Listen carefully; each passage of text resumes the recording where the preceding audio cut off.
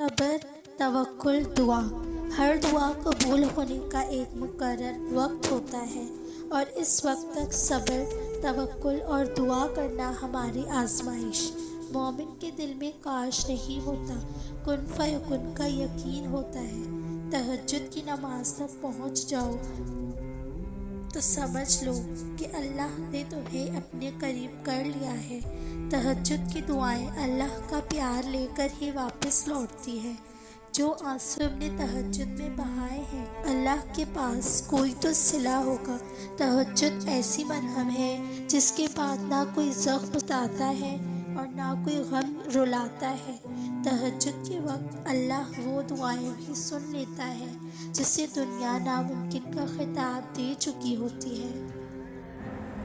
5 دعائیں ایسی ہیں جو رد نہیں ہوتی۔ حاجی کی دعا یہاں تک کہ وہ واپس نہیں آ جاتا۔ مجاہد کی دعا یہاں تک کہ وہ واپس آ جائے۔ مظلوم کی دعا یہاں تک کہ اس کی فریاد سننے میں آئے۔ مریض کی دعا یہاں تک کہ وہ تندرست ہو جائے۔ بھائی کی دعا اپنے بھائی کے لیے اس کی غیر موجودگی میں۔ رسول اللہ صلی اللہ علیہ وسلم نے ارشاد فرمایا، مسلمان کی دعا اپنے بھائی کے لیے اس کے پیٹھ پیچھے ضرور قبول ہوتی ہے۔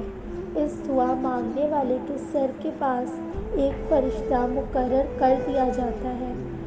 جب بھی وہ اپنے بھائی کے لیے دعا کرتا ہے تو یہ فرشتہ کہتا ہے آمین، اور تم کو بھی یہی ملے۔ اگر آپ چاہتے ہیں کہ اللہ تعالیٰ آپ کی دعائیں قبول کریں تو آپ اس مسلمان کے لیے دعا کریں جو آپ کے سامنے نہیں ہے۔